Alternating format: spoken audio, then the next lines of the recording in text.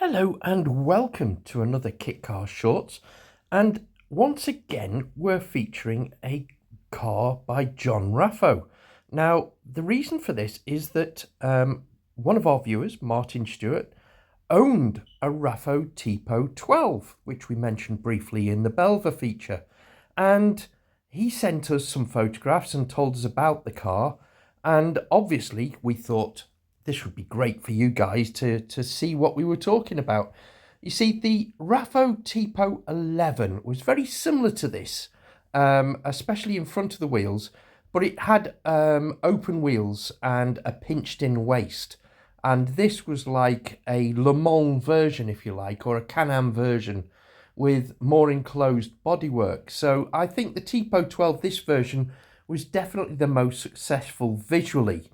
Running gear was a multi-tube space frame chassis with a mid-mounted Alpha Sud engine, which meant it was longitudinally mounted, and the flat four boxer would have sat very low in the chassis.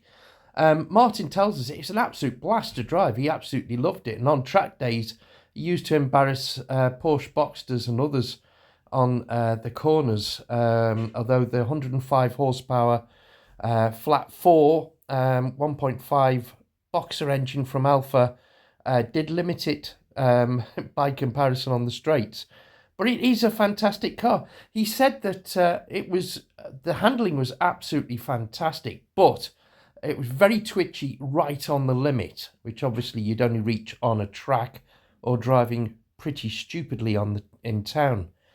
John Raffo produced these in Southport, and these were the first two kits that he produced, the Tipo 11 and the Tipo 12, which you see here, which were basically the first time that he moved away from doing pure racing cars. And yeah, it was quite successful. It was quite boxy in styling, and I think that's what limited the success, but they did rather well in the Kitcar race series, and they were very well received by the magazines. And as you can see, this example was absolutely gorgeous. Now, Martin tells us that he sold it to a gentleman from the Netherlands who came across with his girlfriend, but as he stored the car in a rather rough council estate in a lockup, it was decided that it would be a little unwise to leave the girlfriend on her own, as the car had drawn quite a crowd whilst they went off for a test drive. So the guy bought the car as it was. And as well as being an open car, as you see here, there was an optional hardtop. So that was a separate bolt-on item. And as you can see, Martin had that as well. So that was interchangeable with the open fly screen look, if you like.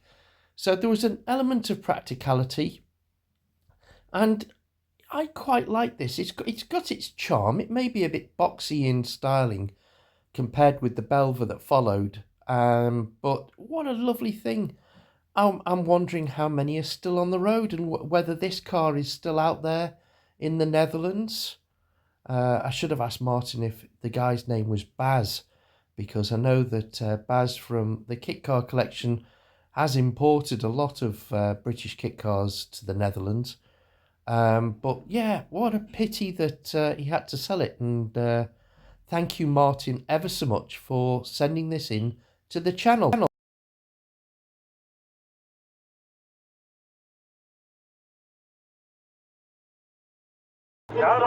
mate. I'm all for the experience, mate.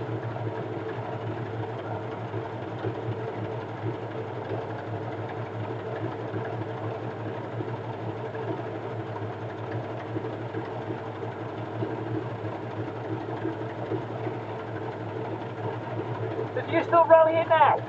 Still, everything's in date. I can still do it, yeah. I haven't done one for about 18 months or so.